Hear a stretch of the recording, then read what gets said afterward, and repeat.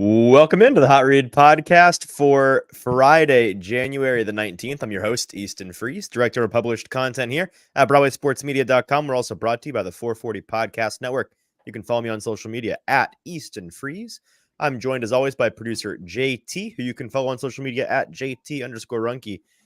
JT, I'm a little bit upset this afternoon because we are here on the internet and not at Boombah's Craft Pizza and Tap House.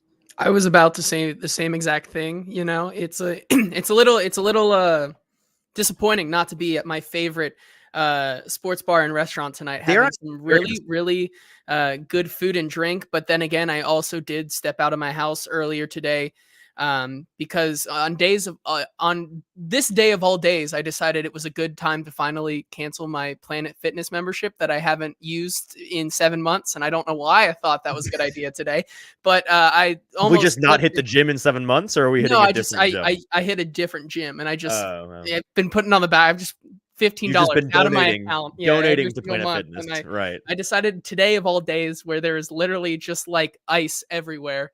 And I almost fell like 3 times. I decided to cancel it today. So, yeah, unfortunately, just didn't want to. It was going to be too dangerous, I think, to make the trip today, especially with the conditions worsening. Yeah, no, it's if you're not in the Nashville area, it's still slushy and icy from earlier this week, and then we've got like freezing rain coming through as we speak. So, talking to the guys at Boombah's, and they're like, we're probably going to close the store early anyways. And so I'm like, we'll come next week. It's all good. But that does mean we don't get any of the phenomenal food and drink in it. And it means that next week I'm going to be jonesing for it by Tuesday afternoon at the very least. Like I'm probably going to want to find an excuse to go over to Boombah's early, to be honest with you, and go get some of that food because it is so great. We are brought to you today, as we always are, by Boombah's Craft Pizza and Tap House. I'm going to tell you more about them later in today's show. Got more of a relaxed one today because there's not a whole lot going on with the Titans. There's plenty going on with the NFL and the playoffs, and that's going to be the focus of today's conversation, primarily talking about this divisional weekend of playoffs we got coming up. 4 big games, 4 games that I would say almost certainly will be better than the wildcard games because the wildcard games set the bar so low. And I think that we've got 4 really good games between 8 really good teams. And so we're going to talk through our thoughts on that. We're also absolutely willing to discuss anything on your mind regarding the Titans today. Probably coaching search thoughts, coaching search takes. I see Derek and Tighten Up Tony already in the comments giving their thoughts on the Titans coaching search, which is underway. We're going to give some updates on where they are with that, some additional thoughts on some guys. Really, though, if you are interested in this show and our opinion on these coaches, our opinion on who the Titans should or shouldn't hire, go back 1 episode in the catalog. Find the episode from Tuesday afternoon. We had our friend of the show, James Foster, No Flags Film, A to Z Film Room, or 2 pseudonyms you might know him as. He does a phenomenal job with all things sports, all things football, and we have him on from time to time. And this was a great opportunity for us to talk to him about what he sees in terms of X's and O's from these coordinators that are potential future Tennessee Titan head coaches. What he thinks about them as head coach material. And we just went back and forth for about an hour and a half. It was a really, really great conversation. And so I recommend going and listening to that episode once you're done here today. But we're going to talk a little bit more about that. And then we've got the Best Bet Gauntlet divisional round coming around the corner. We survived the wild card weekend. And by we, I mean JT helped us. I picked a very bad time to have maybe my worst, I would say my worst week of the year, which it's going to happen. You gotta move on, but looking to make some money back this week. Best Bet Gauntlet, certainly we built ourselves plenty of cushion to have a couple of bad weeks in there. And so the record remains relatively undinged and we move. So we're going to be placing our 5 best bets each for this weekend's games. All of that and more coming up in just a second. If you're with us live, appreciate you being here. Do us a couple of favors. First of all, head on over to Broadway Sports Media on YouTube. That's Broadway Sports Media's YouTube page. Find this live stream, and that's where you're going to want to be a part of the conversation in the comment section on that video, like Derek and Tighten Up Tony already are. And while you're there, hit subscribe. We see how many of you watch these shows, watch our content on that Broadway Sports Media YouTube page. And we're able to see via the analytics that a lot of you aren't subscribed, which is free. I don't know if you're aware. You can do it for free. All it takes is one click of your finger.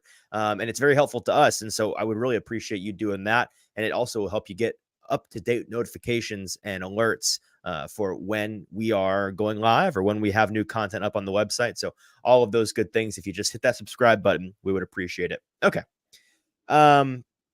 JT, let's quickly go through some of the coaching search updates from this week. Since we last spoke, the total number of preliminary Zoom interviews for Titans coaching candidates has increased. They have now finished more than half of the 10 requests that they've sent out that we know of.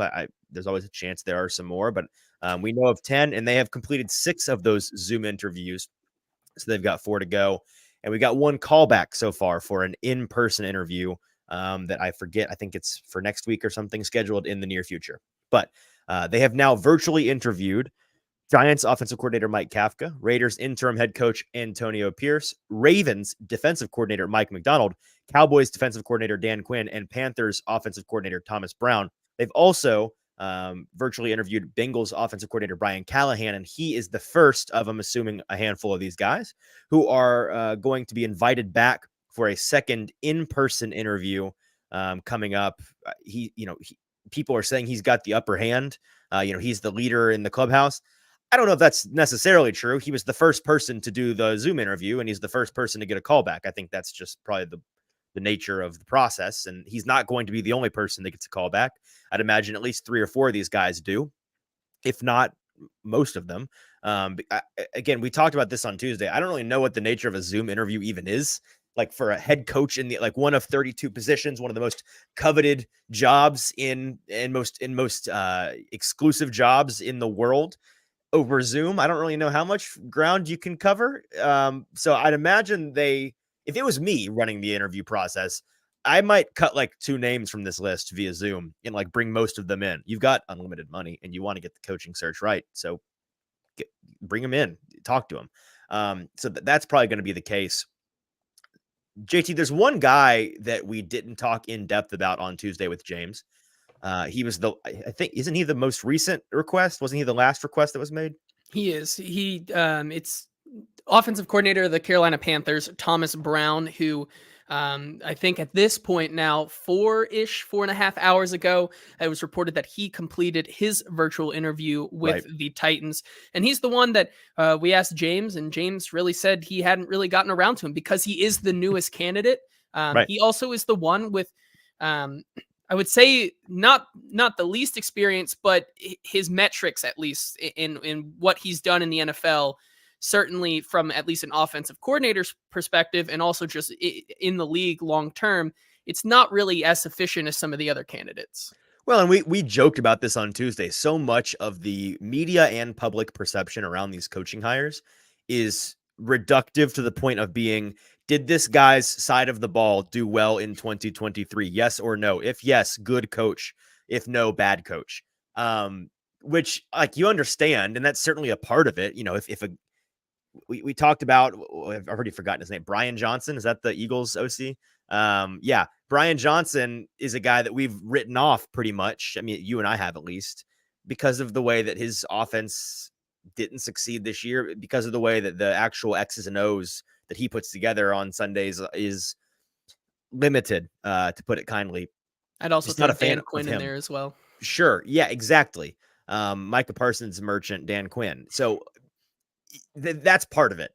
But there is so much more to it than that, right? There's the intangibles. There's the leadership ability. There's, can you or can you not make that leap from being a coordinator on one side of the ball to being a leader of a ton of people, both players and coaches, and operate the sidelines and handle clock management and game management and handle personalities and put together a coaching staff that is elite. There's so much more to it than that.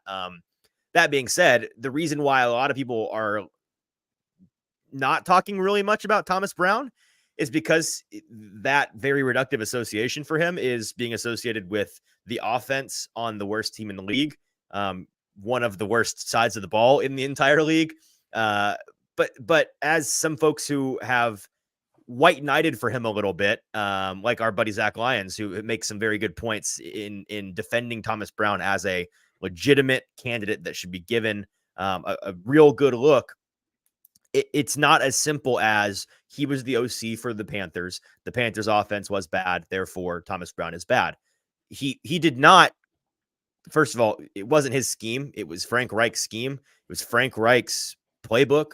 Thomas Brown was the one operating a lot of those things, but it was within the framework of Frank Reich's offense. And so that's what makes determining whether or not you like his resume difficult, I guess, right?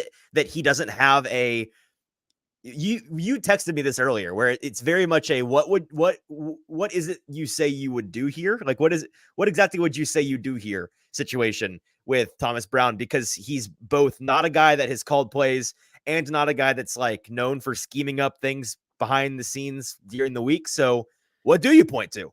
And it's questionable, right? Like even to that point, how much of this poor Panthers season do you really accredit him to? Because when you look at it, it really it feels like he never had consistency in this Panthers offense because, as you said, it was Frank Reich's scheme, and Frank Reich was playing the calls at the beginning of the season, and then gave playing the calls. Was he? calling the plays. There we calling the plays early in the season, and then gave those duties to Thomas Brown before taking him right back. Yanked him back. It was like 1 later. or 2 weeks, I think. Yeah, yeah. It was very and strange. Then once Frank Reich was canned, he had the play calling duties for the rest of the season. But still, it was very minimal success on their end here. 265.3 yards per game, or passing yards per game. 265.3 total yards per game. Okay. 161.2 passing yards per game, and second to last points per game with 13.9. However, are those stats specific to when he was coordinating, or that's for the entire season, the whole year? Okay. Yeah, but I mean, if you want to look at something that he did maybe well, because once again, we don't really know if it was Frank Reich or Thomas Brown. They did finish 20th, which is a lot better than their like second last ranked spot in every other category. They rushed for 104.1 yards per game, which was good for 20th in the league, which I think really just puts. Are you telling me that passing game where you and I would be wide receiver like 2, it might be a little productive? Hard. Yeah, it might be a little hard to be productive there. But as Kyle points out here, he says, I would be much happier with Brown as offensive coordinator. He has a good pedigree. And I think that is fair to say, because even though he is getting a head coaching interview here, he's also getting offensive coordinator interviews in other places as well. He got one from Chicago earlier today. And I think that brings up a good point to say, well, the results aren't there, but let's look at where he's come from. And if you look at the history of Thomas Brown here, he comes from that Sean McVay tree, very much in the style of what Zach Taylor came from. Started with the team in 2020 for the Los Angeles Rams as the running backs coach. So we see that he did have some success this year already with running backs. It seems that that's something that is really his bread and butter. In 2021, the year they won the Super Bowl, he was an assistant head coach and also the running backs coach, and then moved over to the tight ends coach as long with being that assistant head coach in 2022 before getting hired to the Carolina Panthers. So he does come from that Sean McVay style of offense where you could probably say this guy could put in a pretty good scheme, and you could work around those kind of parameters.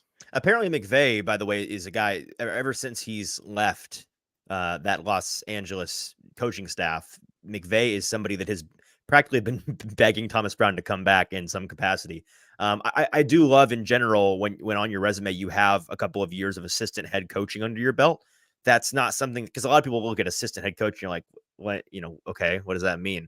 It really does matter. And you're getting exposed to those elements of coaching specific to being a head coach that most other coaches aren't. The leadership, the managing a large and broad staff, the managing personalities in the locker room and outside of the locker room, all of those things that come along with being the guy. When you're the assistant head coach, you're assisting all of those things, right? That's the head coach is leaning on you to help with those kinds of things. And so that's something that I think does matter. I want to, stay true to our word here and address some of the comments here. Tighten Up Tony out of the gate saying that Callahan is his number one.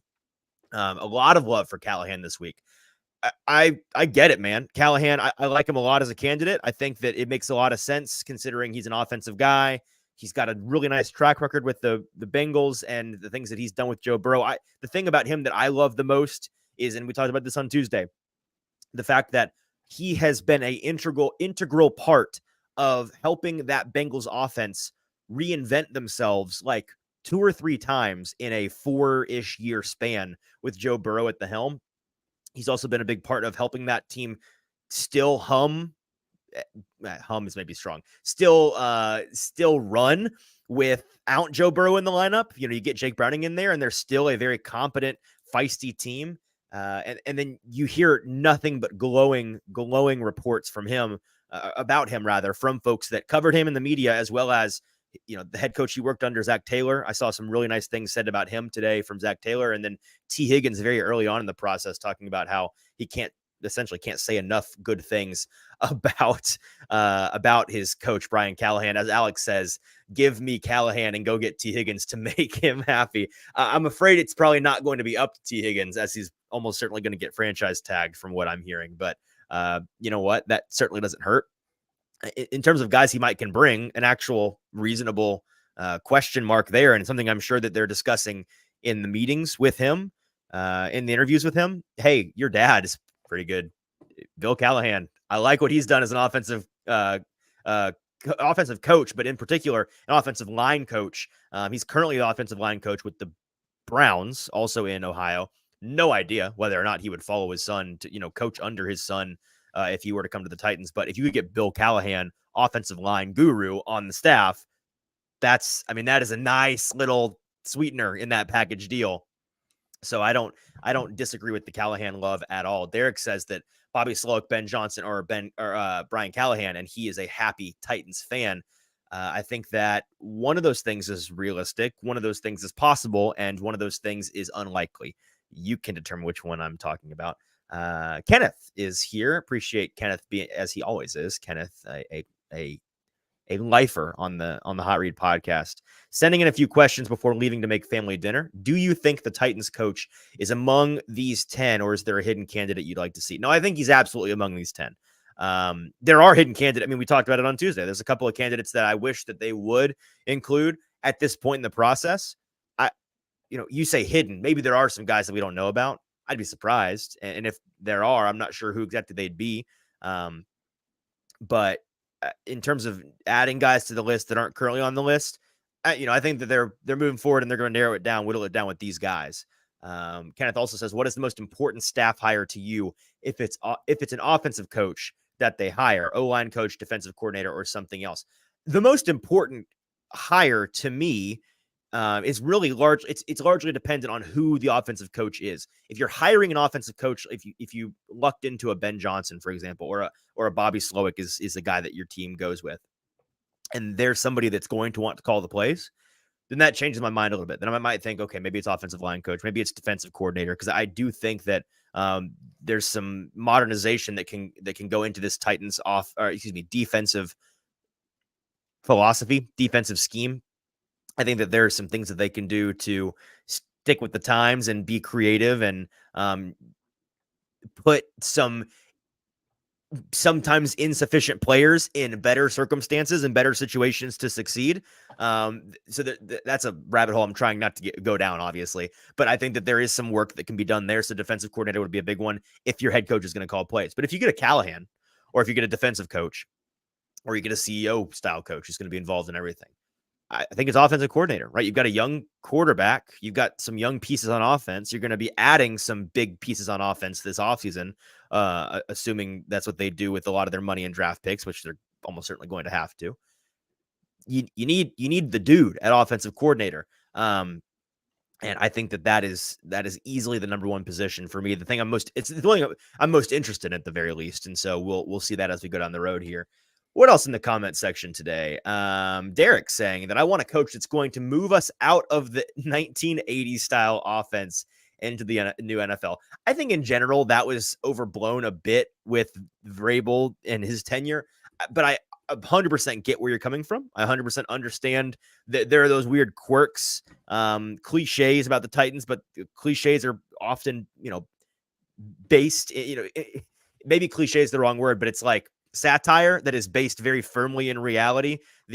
All the jokes that people constantly make, which get old but are still ring true. Mike Vrabel is going to go coach the Chargers. He's going to make Keenan Allen sit on the bench because he can't block on special teams, like that kind of thing.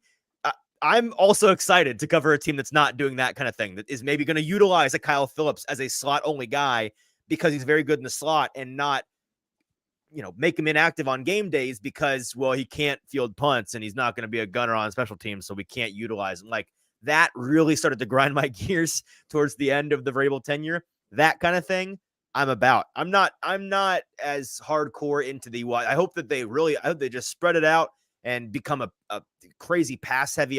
Nah, I don't mind that if that's what you're built for personnel wise. I also don't mind being a run first team. You look at a lot of the teams around the league that are finding the most success right now: the Ravens, the 49ers, the Lions, I had another team in my head, the Rams. Like, these teams, their success through the air is abundant, but a lot of that success through the air is maybe set up by is too strong a term, but like, it is complemented by and made maximized by the run game. Christian McCaffrey going absolutely bonkers. The Lions, phenomenal offensive line, resetting the line of scrimmage 3 yards downfield every time they run the ball. Jahmyr Gibbs and help me out here, David Montgomery. Thank you, David Montgomery, running the ball up there in Detroit. Kyron Williams in LA breaking out as a rookie behind a surprisingly good run blocking offensive line. Those are the kinds of things that's the meat and potatoes. And it's a fine line to walk, because there's a lot of pushback from folks in the football X's and O's community about, like, well, actually, folks say you got to run to establish play action. You got to run to set up the pass. That's not inherently true. I'm not saying that. I get that. What I am saying is, you can't, if you're not built for it, you can't be a Buffalo Bills team that just airs it out all the time, which even that I'm realizing is me leaning into something that's not even true. The Bills, they found a lot of success down the back half of the year. Here's a crazy random stat for you, JT. You're not going to believe me, and I didn't believe it when I saw it, but I went and double checked. It's true. The Bills' rough first half of the year, shaky. They've basically been playing playoff football for 2 months, and I think they've lost one game in the past 2 months or something.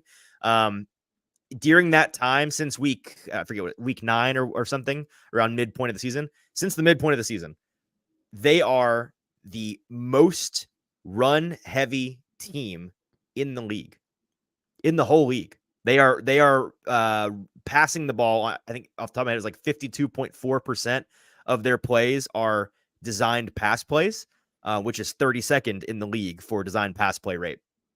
You wouldn't believe that, and you're like, but Josh Allen, but the Bills, and Josh Allen hero ball, and it's Josh Allen time. But no, they're running the ball with the younger, much better at this point in their career of the man. I'm stinking with names today. Help me out here. Running back in Buffalo, James Cook. Yes, thank you. The better Cook brother right now is up there cooking in Josh Allen. I don't know if you've noticed, he can run quite a bit. So those are all things that I think matter a lot. But that was a tangent to your point, Derek. Like, there are certain elements of that old school. I don't even know if it's old school as much as it's just like stubborn meatheadedness. I don't know, JT. Did those things start to grind your gears towards the end? Because it started to really bother me. I mean, yeah, of course it is. It's kind of like if you're in like a 2006 like Honda Civic or something, and then you see all these other new Honda Civics just driving by with their eco-powered like energy like cars, and you're like, why are we still doing this? Like, I love this car, but it's time to upgrade. Like, this is not going to be efficient enough to get anything done anymore. And I think that's where the Titans are, and I think that's what they recognize, and now are trying to culturally shift the ideologies of this team into kind of the future of what the NFL is, which is a pass first league, but also kind of keeping some of the things that are still true about this team, that have always been true about this team, that they do value the run game a lot. Well, it also felt like it had gotten to the point where they were doing some of these things for the sake of doing them, just out of hard-headedness, and that, like, the excuses and the reasons they were giving were starting to fall flat. Like, this idea that a certain guy can't play at this position, but then he gets a chance to play at that position. You're like, yeah, he can. or continuing to devalue certain wide receivers. They go somewhere else and they succeed. You get Josh Reynolds, and it's like, why could what? Huh? Look at what he can do when you let him play wide receiver. Oh, he can't block on special teams, so he's not getting on the field. Kyle Phillips, I have a hunch that we're gonna, if he can stay healthy, see some of that, assuming they get a more offensively minded, differently minded head coach than Mike Vrabel. So those kind of things absolutely apply. Kyle says, why are we not looking at anybody from the Rams? I don't know. I mean, I'd have to pull up their list of personnel right now. If there was a person to be looking at, it'd be the defensive coordinator of the Rams, Raheem Morris. Right. He's the one guy that, at the top of my head, I agree 100%. He should, and not just the Titans. Like, why is nobody looking at Raheem Morris? I think it's a great question to be asked, but outside of him, of course, Sean McVay is the play caller. He's running the offense through him. There really isn't another prevalent guy right now from inside that organization, I think, that really deserves a look. And then also Kyle also adds, or the 49ers for that standpoint, mostly because that team is very much just had all of their talent already. I was about to say that cupboard is barren. That cupboard is barren. They're starting to regrow some of that, like develop new young play callers and talent within that organization after D'Amico Ryans and Rand Carthen and all these people have exited. Bobby Slowick Mike also. McDaniel. It's pretty dry over there, but they're still, Kyle Shanahan somehow is still able to just give it one cycle. There'll be some names again, and then it's just not this year. It's going to be right back into it. But I mean, the closest thing right now for them, right, would be Bobby Slowick, who is very close to that tree and has those 49ers connections. Alex Titan says, from Amy's interview, it seems like surrounding staff is a big selling point for the head coach coming in, as it should be. Any idea which of the candidates is the most connected? And no, not Dan Quinn. Okay, I'll take Dan Quinn out of my options here. The most connected, Brian Callahan is the name that pops to the top of the list for the reasons we talked about on Tuesday. He's a football lifer. His dad was coaching when he was born. He's been in and around football for, I don't know how old's Brian Callahan. He's in his 40s, I'm sure, in 40 some odd years. So I'm sure he is the most connected guy, or nobody is more connected than he is, because I don't think you possibly can be. Brian Callahan is actually 39, so he's not 39. Even okay, so younger than I thought. He's mid 40s. But still, I think my point remains. I mean, you say not Dan Quinn. Dan Quinn's pretty daggum connected, so I'll take him out. But if in terms of just connection criteria, that applies. I mean, even with outside the connection of personnel, just the quarterbacks that he's also worked with. He has seen everything under the sun here, from working with Peyton Manning to Matt Stafford to Joe Burrow and all of these guys. You would think that having a guy like that to come in and have Will Levis as your quarterback and develop him would be a very good thing. So not just in the personnel, but the players that he's also coached with and around. Like, it's a pretty long list, and he's probably up there at the top. Yeah, I think Aaron Glenn is also pretty connected. He is an older guy. He's been around for a long time. From what I've heard from folks that know him and his situation better, he's a pretty connected guy. There are a handful of guys who how connected they are is concerning to me. And we talked about that, like Bobby Slowick. I'm not sure how connected he is. He's not, he's not done a ton of time. Antonio Pierce is the number one guy who just, like, he wasn't coaching at the pro level until 10 seconds ago, essentially. And he wasn't coaching at any level really until like the late 2010s, I think. Like, so it's not been a super long time for him. He was a grad assistant or something in 2017 off the top of my head. So those are the guys that I question their connectedness. What else do we have in the comments here? Sarah says, why doesn't Slowick or Johnson not wanting to do, why, I'm assuming this means, why are Slowick and Johnson not wanting to do interviews with us? I don't know if that's true. Both of those guys are still coaching in the playoffs. And that raises a larger point of, I hate that this is the way that things work. Like, Ben Johnson is coaching what is the single most important game in Detroit Lions franchise history in at least 3 decades this weekend. And he's got 4 interviews lined up in the next 2 days. That shouldn't be happening. Like, that should not be happening. I think there are already rules in place dictating who can interview when, where, and why. They should be, I need somebody to explain to me, like I'm 5, why the rule isn't.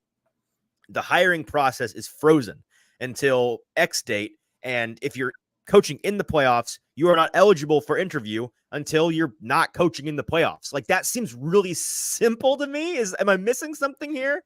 I mean, if that were the case, of course, if there are a lot of good candidates, which there usually are, because if you have good candidates, it means your team's doing pretty good in the season. It goes into late January, and right then we're already to the Senior Bowl, and we're already to where these guys need to get their staffs together and need to build their personnel and their scouting department. So I get what you're saying, but also it's unfair, right? It really is unfair, and we don't know either way if Bobby Slowick is not taking this interview for a personal reason, or just because like it depends on what he doesn't have time in his day right now. Yeah. Right. And so it's unfair for, I think, both him and then also the league to put this on them. Yep. Okay, a couple more comments here. Kind of saying, is there a mistake? I'm trying to read this very small print here. Is there a mistake of a new coach, Ran or Amy? So is there a mistake a new coach, Ran Carthon or Amy Adams-Strunk, could make at their intro press conference? We know the last one was a disaster. Oh, you mean the Ran Carthon firing? Yeah. Like not establishing the hierarchy of power again. Yep. Yeah. I mean, do you want that list alphabetically or in order of importance? Like, there's a million mistakes that they could make. The number one mistake, if you're piggybacking off of the things that didn't go great on the last press conference the Titans organization held, would be not following through on the promises they made, like Amy Adams-Strunk making promises that there's going to come a time once we've hired the head coach where I'm going to explain the hierarchy of power. Ran Carthon saying now is not the time for us to share the vision that we have 100% have already established for this team. We know what we want in the future. Just don't ask us about it right now, because now is not the time, because now is not the time for me to tell you about the vision, which is not, it's not the time for that vision. Okay, cool. You're going to need to tell us that when you hire a new coach. If it's still not the time, then it's like, what are we talking about here? What are we doing here? Those are the number one things. Absolutely.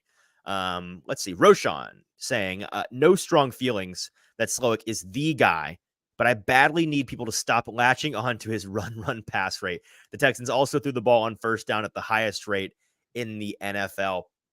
I can't confirm whether or not that second part is true or not. I'm not saying you're a liar. I have no idea. I'm gonna have to go check. Roshan, I'll push back on that a little bit. The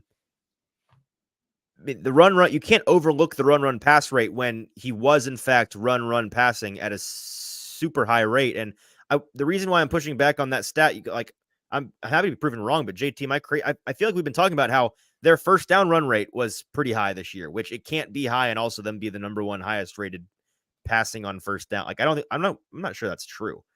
Yeah, I mean, either way, it's not up for debate that Bobby Slowick has like established a lot of things that CJ Stroud has done well through the run, and kind of this reincarnation of a Devin Singletary, like actually being a good running back season, which I will give him credit, even if that is not his credit. Like having Devin Singletary return to like a top 10 level caliber running back this year is a feat on its own. But yeah, I mean, this team has been run heavy, and that has been their MO for a lot of the season. So I'm not sure on that one either. But I mean, just in general, it's funny that Roshan says no strong feelings about Slowick, but I don't know, that seems to imply you have some strong feelings, which is fine if you like Slowick. I don't know, Roshan, full disclosure, we have heard some things that I don't feel super comfortable sharing because it's not sourced responsibly is the wrong word, but like super strongly. So I don't want to just like throw things out there that I heard from a guy, but I have heard things that are alarming about people in the Texans organization not necessarily being sure if Bobby Slowick is ready. Not saying that he can't ever be ready, but just wondering if it's a little early. So, some people that would be inclined to hype him up and say, go get your job are thinking that. And then there are some things about, certain players of his, maybe or maybe not being vocal about whether or not they think he deserves all the credit he's getting. That's all I'm going to say. Which is probably too much, but I have heard some things that are concerning to me about Bobby Slowick on top of the things that we know in general are somewhat concerning about Bobby Slowick as a potential head coach. And so I'm not personally huge on Slowick. I'm kind of meh on him. I'd be willing to have my mind changed, but based on the resume, I don't know, JT. What do you think? Yeah, I mean, before a lot of the candidates came out for me, I think Bobby Slowick, it was kind of that effect that we talk about he had one good game, or like, look at this just on the paper, on a paper, like he is the number one target and so on. But as we both, I think, have dived a little deeper, there are some questions to be raised about him. Obviously, this is his first year as an offensive coordinator, and before that, he was with San Francisco, not in as big of a role that he is now. So obviously, he could be a very, very impressive play caller and a guy who is able to scheme really well. But I think at the end of the day, he's missing a lot of those intangibles that we talk about with a lot of these other candidates that he just Right. doesn't have. And I think that leads to maybe this kind of notion that he isn't ready for a head coaching role. Right. Okay. We appreciate your comments, and it's nice to have kind of a refreshing day of just talking to you guys. So appreciate those of you that have been in here with us live and giving us your thoughts and comments. Two more news things that I want to mention today, and then we'll get into the best bet gauntlet, and then we'll get out of here. We had it announced yesterday by the Senior Bowl, where JT and I will be, by the way, officially. We'll be at the Senior Bowl this year. We'll be at the Combine this year. We're doing it all. Super stoked about that. So we'll have a ton of live coverage there, and we're planning on linking up with our buddies Zach and Stoney, who are going to be there as well, and we'll probably do a good bit of joint content. So look forward to that. But at the Senior Bowl, one of the head coaches of, I forget if it's the national team or one of the two teams. I believe American. The American team. Okay, we'll run with American. The head coach of the American team is going to be the Tennessee Titans. Oh, well, I guess technically currently, but soon to be formerly assistant head coach and defensive line coach Terrell Williams. Coach T getting the head coach nod at the Senior Bowl. You're going to remember him from being the acting head coach during the preseason this year. There was a big deal about Mike Vrabel giving him that opportunity, and Vrabel clearly sees him as a guy that could be a future head coach candidate in the league. But the statement from Coach Williams was, quote, "I'm super excited about the opportunity to coach in the 2024 Senior Bowl. It's a great opportunity to help these college players get some exposure into what professional football is all about. I'm very thankful to Mike Vrabel for nominating me for this honor. I'm looking forward to working with coaches and other Senior Bowl personnel to make sure this is a great experience for players." And JT, Mike Vrabel had something to say. He gave out a press release along these lines as well. Yeah, and so in his statement from the Senior Bowl here on Terrell Williams, he said, "There's no more deserving person to be a head coach for the Senior Bowl or any level than Terrell Williams. His loyalty, dedication, and service to the Titans program for the last 6 years has not gone unnoticed. Terrell is a creative teacher and developer who always makes a unique connection with his players and those on the other side of the ball. I can't thank him enough for the impact that he has made on me personally, as well as with our team. I'm excited to watch him excel as a head coach in the Senior Bowl." And I think it's a really nice nod to someone who, like we said, he must have a great impact on the personnel, both players and other coaches around him, to get not only the preseason nod, which is something kind of unprecedented that we didn't see before Mike Vrabel really implemented it this season, as well as getting the nod here. So even if Mike Vrabel thinks that he's a good coach, obviously he's getting some recognition on the national level as well.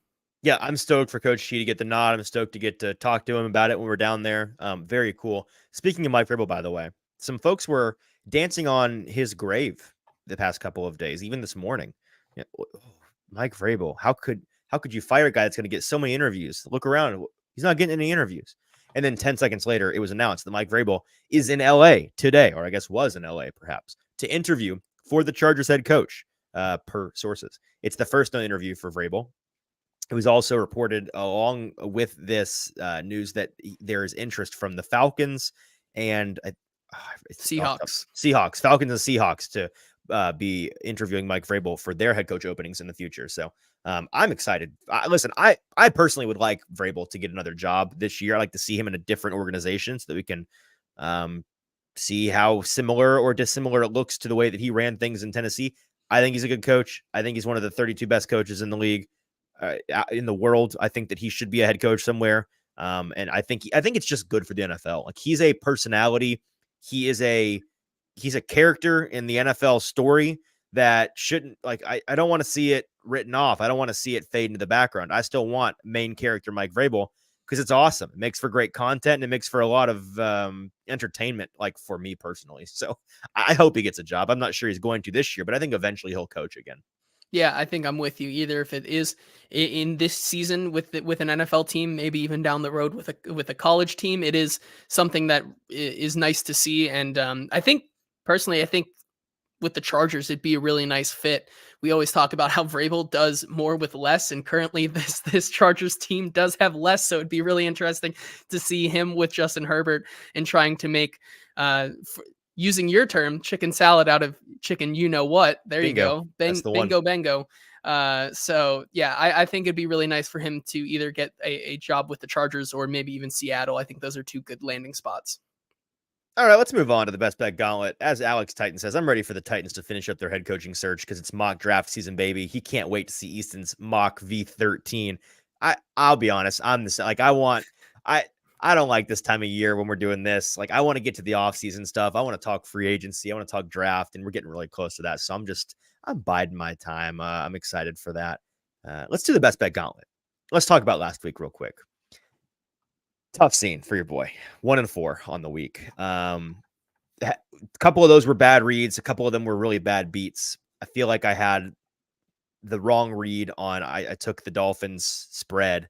I just underestimated the ability, not the ability, but I guess the disability they would have in that weather, the impact that weather would have on them, because they looked like a team that wanted to get inside and warm like halfway through the game. They just they weren't fighting. It stunk, and their quarterback in particular stunk in those conditions. And so I guess I wish we could see that game in more normal weather, because I think it would have been different.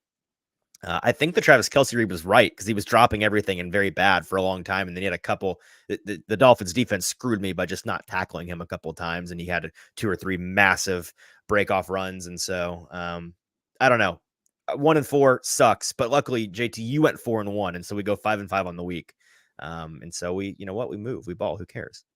Yeah, I mean, our record's still 117, 84, and 7 on the entirety of the year. So that's still very, very good. Very good. But last week is last week. We're on to this week. Last week is last week. This week is this week. We're going 10-0 this week. I, of course, do have the first pick this week because of how bad I did last week. So with my first pick of the divisional round best bet gauntlet, give me the Motor City Kitties. I'm taking Detroit -6 at home against Tampa Bay. I think that this is a very tasty number, well under that 7, getting on that 6, which is a sneaky key number these days. Locked that in on Twitter earlier this week, so hopefully you saw us lock that one in. I'm not sure. I don't think you can get that number anymore. I think you can still get a 6.5. I think out there. It's a couple teetering 6.5s. between 6.5 and 7 right now. Yeah, mostly 7s left. I like it under the 7. I think that we're going to. I think that we're going. Sorry, I'm laughing at something in the comments here. I think that we're going to see a snap back to reality situation for the Bucs after they beat up on a Eagles team that was practically begging to be murdered, begging to be put out of their misery. The Lions are the opposite. You're getting indoor Goff in what is like closest to a college football atmosphere and impact for a home field advantage. And I just think this Detroit's kind of a team of destiny right now. I think that they win this game pretty handily. I think that they're going to score a bunch of points on this Buccaneers defense. My only concern is the Buccaneers. We saw the Buccaneers just zero rush these guys over and over and over, the Eagles in week 1. They're going to try their best to get their pressures on the Lions, because you got to pressure Jared Goff to beat Jared Goff. I just don't know if they're going to be able to against a very good Detroit offensive line. And I think that Detroit wins this game by a touchdown. So give me Detroit -6 at home against Tampa Bay. Yeah, with my first pick here and another one that we locked in, but this one surprisingly has not moved any other way. It started the week at double digits, but now is underneath it. And I'm going to take San Fran -9.5 against Green Bay. I think this is a pretty easy one for me personally this week.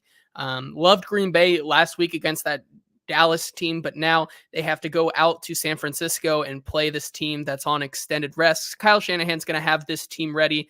And when you play San Fran at home in the playoffs, you usually expect a blowout. And I think that's what we're going to see here. I just How don't about see that any Joe way. Barry defense? I don't see have a any way time against San Fran. that Kyle Shanahan and this 49ers team can struggle against a Joe Barry team that, look, I mean, they played some impressive defense last week, but I think a lot of it is on the shoulders of Dak simply not showing up. And if that's the case, I really do think this San Francisco team may have an easy walk into the NFC Championship this week. So I'm going to take San Francisco with the 9.5 points. Yeah, I'm with you on that bet 100%. With my second pick of the divisional round best bet gauntlet, I'm taking Buffalo -2.5 at home against Kansas City. I just think Buffalo's the better team. I think that Kansas City, they looked better last week than they actually are against a team that was not having it in those conditions and was on the downtrend and had a ton. They came into that game, the Dolphins did, with a ton of defensive deficiencies in terms of personnel. A lot of key guys hurt. You got the same situation with Buffalo, but the difference is the Dolphins defense was getting worse by missing guys. The Bills defense is having guys step up over and over. Maybe this is where it finally the dam breaks, but so far so good. They've been missing a lot of key guys on defense for a couple of months at this point, and the defense has been rallying nonetheless. They're going to be at home. Josh Allen, I see the way that the Bills lose this game being the Bills beating themselves and not the Chiefs beating them.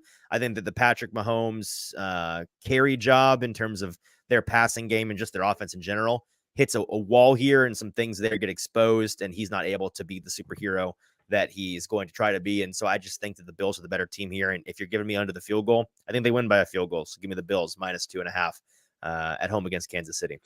Yeah, I like that pick. For me personally, I'm with you on this one this week because I think it's a stand on business bet with my heart pick that I want the Bills in the AFC Championship this week. They're getting Rasul Douglas back as well. And I think any trends that you want to tail Patrick Mahomes with kind of go out the window, as this is Patrick Mahomes' first ever playoff game on the road. I think it's going to be a rude awakening for this Chiefs team. So I'm with you on that one. For my second pick here, going back to that San Francisco Green Bay game, and I'm taking the over of 50.5.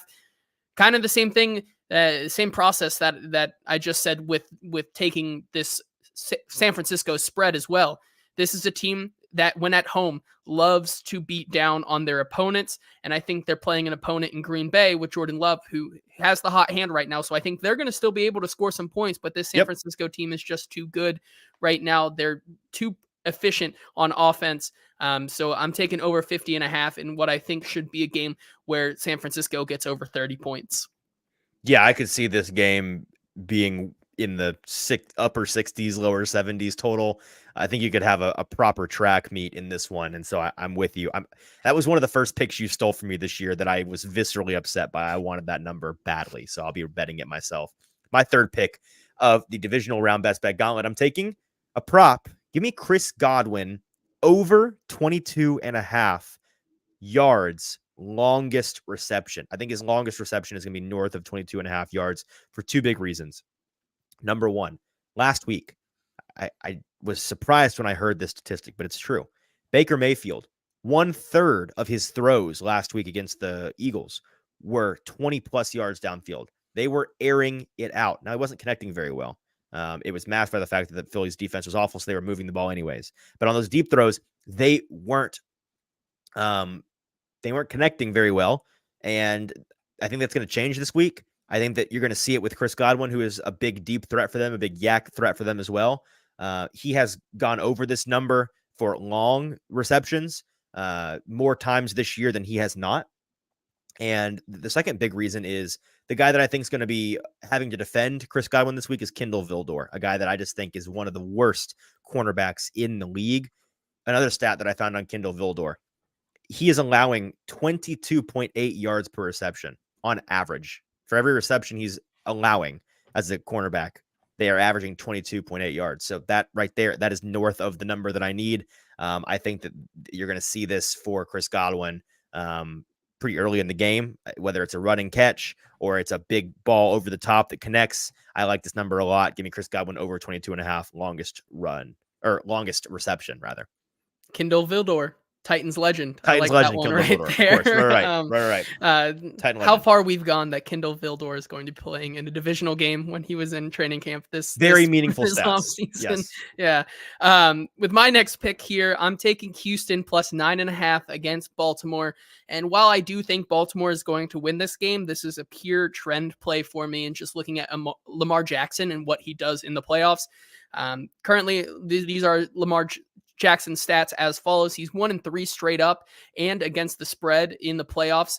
As a home favorite, he is 28-10 straight up career just at home, and then 15-23 against the spread. But this is the big one for me. This is a team that had the bye, and when Lamar Jackson is coming off, or had the bye, but when he's coming off into a game where he had 12 or more days of rest, he's 1-6 against the spread.